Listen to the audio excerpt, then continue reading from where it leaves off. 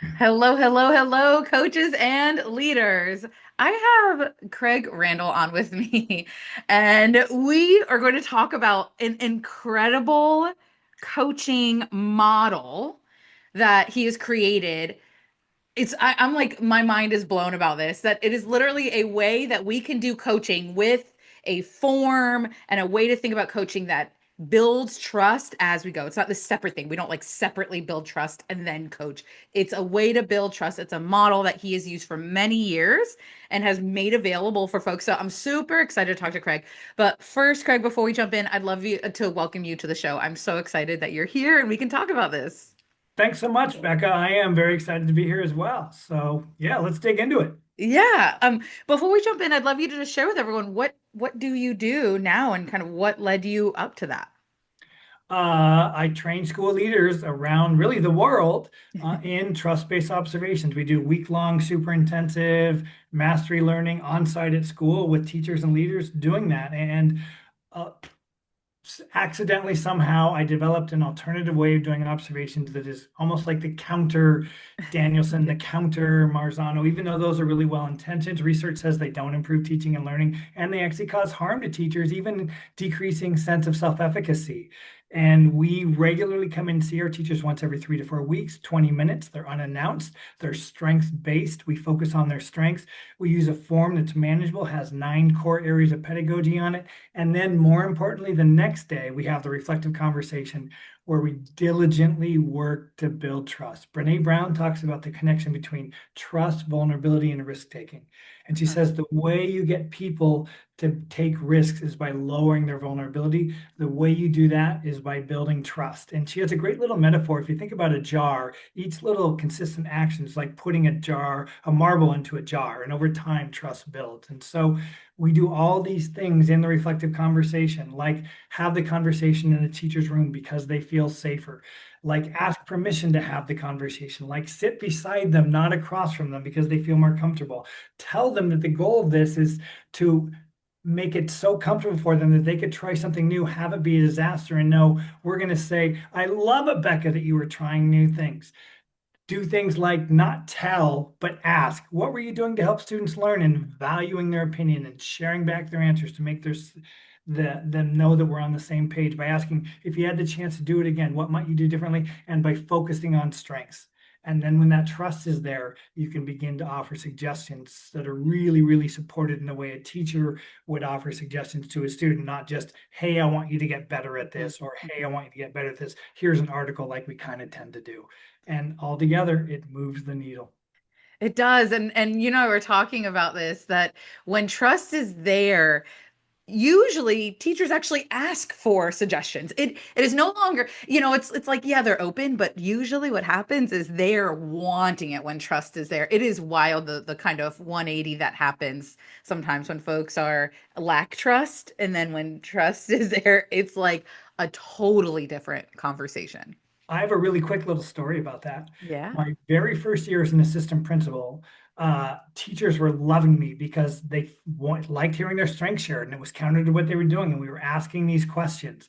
And I didn't give suggestions in large part because I was afraid if I did, they wouldn't like me anymore. Mhm. And the third and fourth round through, well over half the teachers started to say, okay, okay, but what can I get better at? And I didn't realize till years later, but that was trust. And then Mhm. that was what happened. They started asking. Yeah, yeah, I love it. That's exactly it. Yeah. Okay, I want to dive into it. I know I have had the opportunity to read through this form, and it has all these really interesting steps that you have folks go through that I have never seen on any coaching form. And so I just love you to kind of give everyone a big broad overview. And by the way, everyone listening, you can download this for free on the Trust Based website. We'll put the link in the show notes, as well as like verbally tell you if you're driving in the car. But I would love you to just kind of bring people through, like, what does this process look like? Sure, sure. And I'm just going to throw out a little caution there as we do this, as we start this, and just say I'm really, really proud of the form. The form itself doesn't do it. It's the form combined with all the other efforts that we do to build trust too. So I just want to Yes. just be clear on Thank you that. for saying that. So Absolutely. really the form starts with questions. So even before the form, and those don't happen till afterwards, but we ask two questions. What were you doing to help students learn, pedagogically speaking? And if you had the chance to do it again, what, if anything, might you do differently? And instantly that sets an expectation that reflection is an expected part of practice. But it does so much. We touched on it earlier when we started by asking them what they think and feel. So there's really 9 core areas of pedagogy, and it doesn't matter what style of teaching or your school is, it'll work for anything because it's stuff that every teacher would do no matter what. So the first area is learning targets, which could be learning intentions, learning objective, or essential questions. And it's all research based. What are the 8 core areas that if I have a learning target, make it so it does the best chance of having my students learn that? We also do student interviews, which sits beside that on the form. And we ask the students, what are you supposed to be learning? How does it have value out in the real world? And that meta question, how do you know when you've learned it? And just having that on the form right next to that, it makes teachers want to make sure they're getting the learning target part right. And it's really good information. The next two are relationships and behavior management, because those are key to everything. The next is cooperative learning. I'm a huge Kagan cooperative learning fan, and we learn so well socially. And there's so much teaching others involved in that. That's in there. Next is working memory cognitive load capacity, which is really about the neuroscience that says our brain can only take in so much information at a time. So let's pause before we get to that capacity point and do a quick little reflection and processing activity to take what's in working memory and work to embed it into long-term memory. Next is questioning and higher order thinking skills. And we've got an inverted Bloom's taxonomy on there.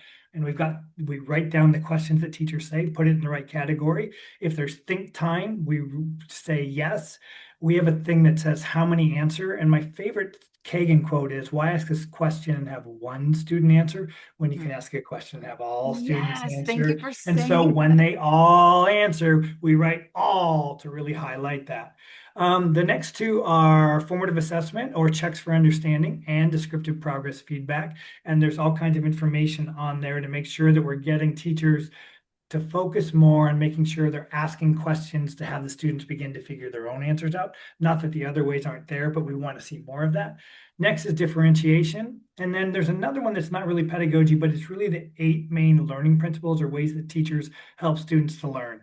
And that. there's more receptive ones and active ones, and we do them all, and they all have value, but we want teachers to focus on the active ones, and we timestamp it so it lets them see where they're Mhm. spending the majority of their time. That's it. Wow. And then there's also kind of an element, I want to pull this up. So give me a moment here. There's also an element of this form that really guides the coach as well.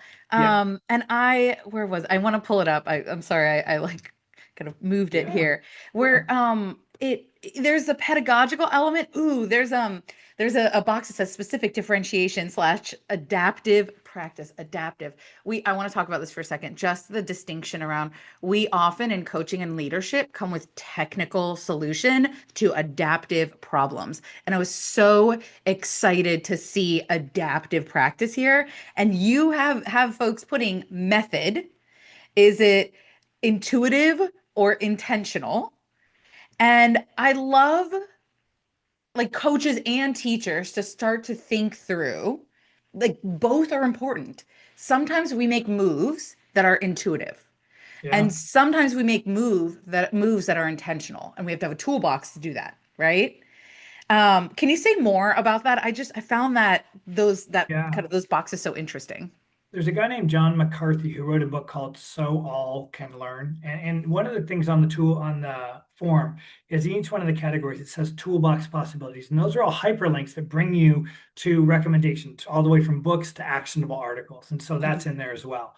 But he and Tomlinson's the godmother of differentiation for sure. Whenever I went to a Tomlinson workshop, though, I was overwhelmed because it felt like so much. How do I do all this at once? And Yeah. McCarthy says we all intuitively differentiate. And when you know you're intuitively differentiating and you can identify that to someone, all of a sudden the intentional doesn't seem so daunting. And it's Hmm. easier to begin to put Ooh, I love intentional that. into practice. And that's really where that came from. is Mhm. because and they're both great, right? But that helps teachers to feel more comfortable and safe growing and taking the risks with the intentional. And that's really what that's about. Yeah, I love that. Yeah. No, it's really, I love that. I'm like really processing that if we start with the mindset that everyone is intuitively, if we give people the space, right? Sometimes folks don't feel like they have the agency in their schools to even make intuitive decisions, right? Yeah, I've been doing a lot of work around the research. I have one of my mindsets of my catalyst mindsets is the ownership mindset. And one yeah, of the distinguishers of having ownership over a change in schools is experiencing agency, right? And we have the internal agency. I believe that yeah. I can do things in my classroom. There's the external agency, right? Of like, does the environment actually allow me to do that? And so I love, if folks do have the external agency, having that mindset that everyone is actually intuitively differentiating. If we start there, and how do we give folks a toolbox from there, that's a really great way of thinking about it. Just and to add to what you're saying, that external agency, we tell teachers that trust-based observations is about creating a safe space, a psychologically safe space where teachers can try something new. And even though it's not likely, have what they're trying be a train wreck and know the next day when we have that reflective conversation, I'm going to say, Becca, I love it that you were trying something new. That's how we grow. And when you've created that, when you've built the trust to create that, people will try new things. And the research shows the traditional ways like Danielson and Marzano actually inhibit trust and make people not take risks, which is why the research says they're not improving teaching and Yes. And oh, yes, thank you. Thank you for saying that. Thank you for saying that. All right. You talked about when you do trainings around this, there's the learning. form, and then there's the other stuff that we do. Human connection does not live in a form, right? No, So I would love you to share what kinds of things, when you go in for training, what kinds of things do you do to work with coaches and leaders in implementing this form? it's mastery learning, and it's not. I mean, the form is a piece of it, and it's a key piece of it, but the form doesn't mean anything without everything we do in the reflective conversation, right?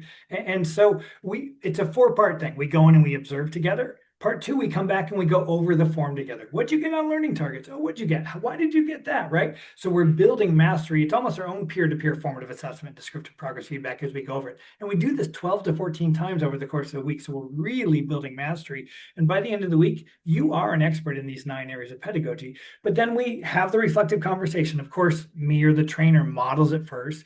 We actually have a script. We want them to be able to find their own voice within that script. And we unpack it for them. And like we have it in the teacher's room.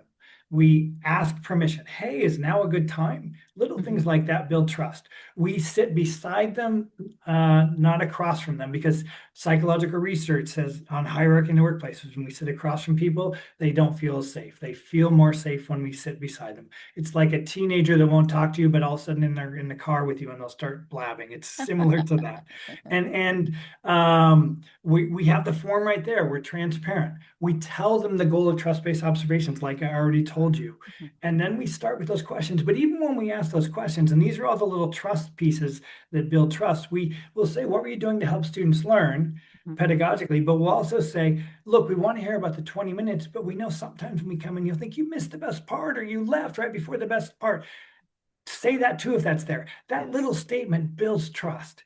Yes. When we ask, what might you do differently? We say, sometimes teaching is hard. Sometimes we nail it. If that happened, tell us. We want you to celebrate that. We don't want to manufacture an answer just because I'm asking. Yeah. Little things like that. And then it's so strengths based.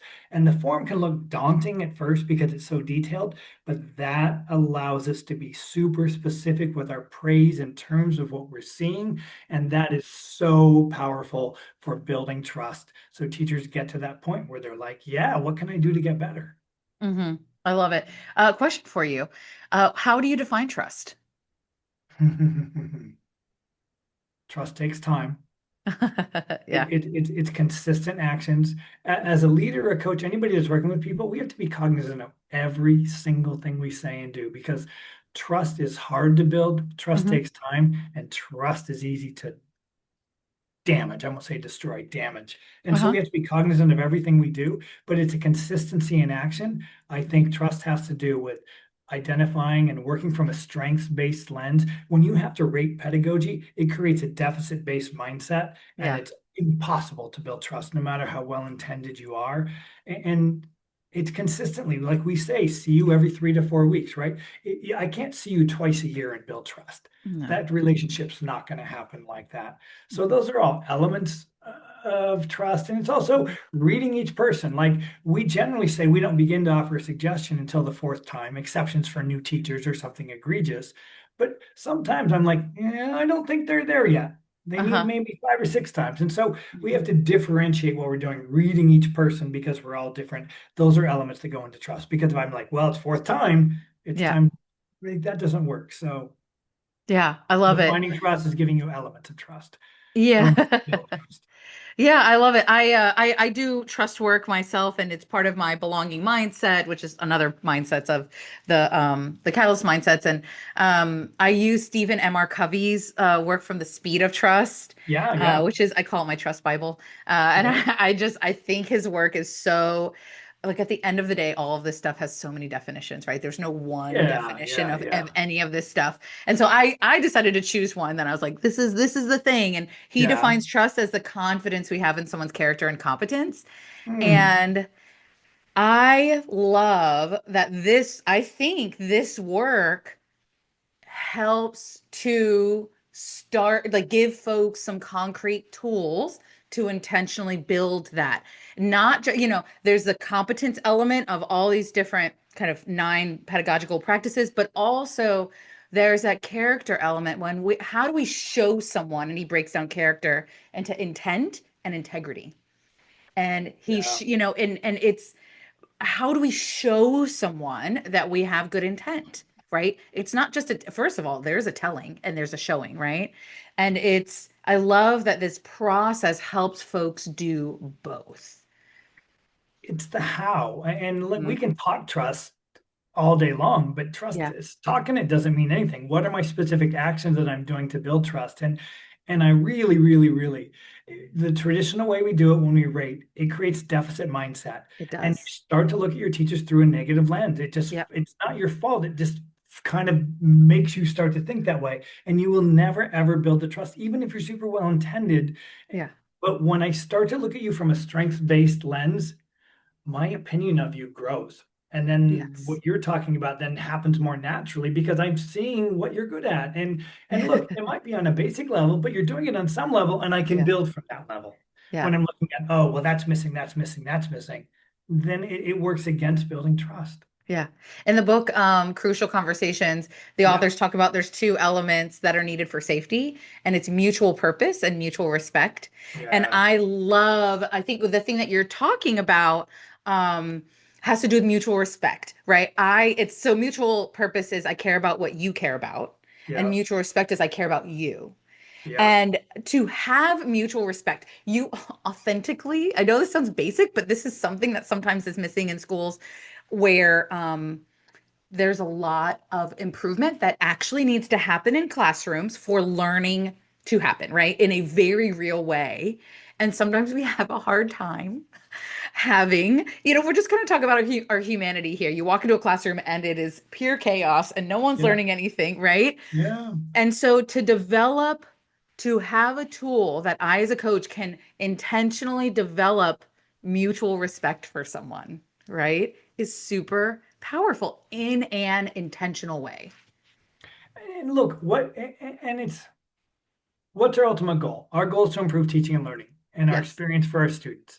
So, how are we going to do that? The way we've been doing it doesn't improve teaching and learning. We know Yeah. that.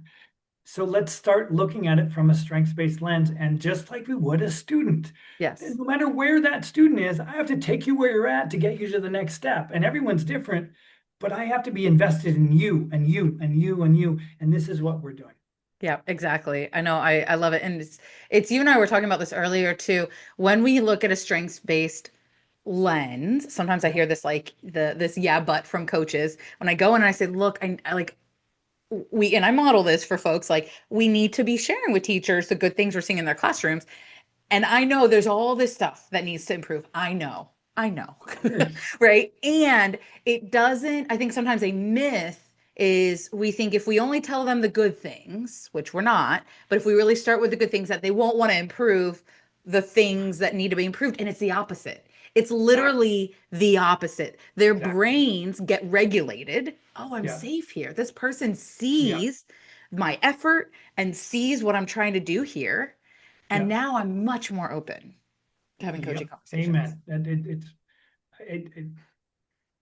you said it perfectly. I'm just not even going to add to it because And it does have to do with regulation, right? Around the brain and us kind of getting that the smart part of our brain, right? When we earn fight or flight, when I don't trust someone, I'm not the smart part of my brain is not online. no, it's that vulnerability is too high, and so you Yeah, protect yourself. yeah, There's a guy named Matt O'Leary out of the UK. He interviewed over 4,000 teachers, and his research shows as soon as we start to evaluatively rate or grade teachers, their pedagogy, relational trust is diminished, and then they play it safe and don't try things. yeah. So what does that tell us? That's all you need to know. Exactly. Oh, I want to share something that I learned from Jenny Donahue, who is Yeah, buddies with John Hattie. yeah. I interviewed her years Wait, ago. do you mean the same John Hattie that endorsed trust-based observation, said trust-based observations is collective teacher efficacy in action? Is that the same person? The same John Hattie. I'm so glad you Okay. mentioned that actually. Sorry, I couldn't help That's myself. yes. Well, I want to sit in this for a second. John Hattie said that trust-based observations is collective teacher efficacy in action. I want to fully endorse that John Hattie endorsed this. Thank you. And I love this. And you and I have talked quite a bit at length on that collective teacher efficacy. We know this is important, and yet we are lacking in strategies and tools to actually make it happen, Yeah, right? And this is a way to do that. yeah, And the fun fact I wanted to share about Jenny Donahue is yeah, yeah. she shared this, like, kind of blew my mind and changed my relationship or my thinking around trust. There's a concept called provisional trust. And Mm, it's this idea that sometimes, not all the time, when we meet someone, someone will give us provisional trust. In other words, some people, our trust set points are all different, right? When we meet someone, they could naturally not trust easily. They could trust very easily. They could be somewhere. A lot of people are usually in the middle right. somewhere. But some people extend provisional trust that you actually are starting they are willing to trust you immediately, provisionally. And we can actually work to keep it. Where some folks, we actually are not, they're immediately not trusting us, and we have to work to build it. And Yeah, so I wanted to share that. I thought that was so interesting. And since then, I actually developed this fun little exercise I do in my PDs where we stand on a continuum, a trust continuum. And I have folks stand, do you immediately not trust people? Do you mm, immediately very trusting of people? Or where are you on the right. continuum? Huh? And it's always a very interesting, and this is with coaches and leaders that I do this with. And it's Yeah, always a very interesting conversation of where folks are standing and why they're standing there. And yeah. to acknowledge they're people on different parts of the continuum. Not everyone's like us in our relationship with Mhm. trust. And I think that points to differentiation too in our Mhm. work with everyone because everyone's in a different spot. Yep. Yep, Yeah, that's exactly it. Yeah. And our need to be intuitive and intentional yeah, about this, right? Be able to sense, do they trust me? Do they not? I do a lot of when I'm modeling with teachers for coaches, we'll walk away and I'll say, well, this is what not trusting looks like. yeah, yeah, You just saw an example of when they don't trust someone immediately, not a problem. Not a problem that they don't trust me immediately. They just met me. Not a problem. it's So fair okay. too. I mean, everyone's different. We just have to adapt to where they're at. Yeah. Yeah, right. And to do that intentionally. I love it. Okay, we need to wrap up. This has been such a fun conversation, but is there one last thing that you would like to share with the coaches and leaders listening today about this way of observing folks? Why don't we kind of talked about that little collective teacher efficacy story. How about that? Is that okay? Yeah, I'd love that. Okay, so we do part two training where we come back and we train them how we offer suggestions. And so we were at a school in my home state. And so what we do is we all have blind spots. And Yes. so we think this part is about this part about like they might not realize this could be an area that they could really benefit from. And so the first thing we always do is we ask permission to offer suggestions. So we were doing training. We asked this young man, who was a really, really good teacher, if we could offer a suggestion on cooperative learning. Because he was doing an activity, but it wasn't quite in a different activity refined would really up the bar. And he said, sure. And so we had a couple of different activities, cooperative learning activities, and we gave him choice. Which one of these do you think would work best? And then we said, so if you were going to try this in one of your sections, preps, which one would you do it in? And we said, okay, let's talk about how this works. And we explained it to him, asked him what questions he had, asked him what we could do to support him. And then we always say, there's three ways we can do this. We can model it for you, we can co-teach it, or you can teach and we watch and then give feedback either in the moment or later because choice is important. And again, that asking permission to offer suggestions is important. They'll always say yes, but saying, I want you to work on versus, hey, I have a suggestion. Would you like to hear? Does so much to their mindset and being more open. So we go in the next day. The guy, he sets it up brilliantly with the kids so they can nail it right from the beginning. The kid, it's an activity where they're reading a novel, they're writing, passing it to the right, having that person write back to them. They write on an additional and then the other way. So we leave at the end of the time we have another meeting with him afterwards. He said, "You guys, after recess, because we left at recess, the kids said, can we keep doing it? Can we keep doing it?" So huge success. They're all engaged. But then I'm interviewing him for my own podcast where I interview teachers that are really strong. And he says the best thing that I could hear. He said, I was so excited that on Monday, when we had our grade level team meeting, I told all my teammates about it, showed them how to do it, and now we're all doing it. That's collective teacher efficacy in action right there. Mhm. And Yep. that's what trust-based observations can do. Yeah. I love that. And collective teacher efficacy is not team building exercises. It could lead to efficacy, but I love what you just said is literally CTE in action. I love that so much. Okay. So I would love you to share with everyone where can folks find this Sure. form? Where can they find out more about trust-based observations in general and the work that you do? Sure. The book's on Amazon, Trust-Based Observations. The website is trustbased, BASED.com. And on the website, there's a tab that says observation form, and they can go and fill out a little thing and get the form sent to them as well. And if on some way, some level, this has really intrigued you on some way and you'd like to learn more, you can go and there's a contact Craig where you can book just a no stress, no pressure discovery call to learn more. I love it. Okay, good, good. I love it. So I hope folks will put all those links in the show notes and you can click on it. And Craig, thank you so much for being here and sharing this incredible way of thinking about observing and coaching teachers. Thanks so much for having me on, Becca. I'm really grateful. I enjoyed the conversation as well.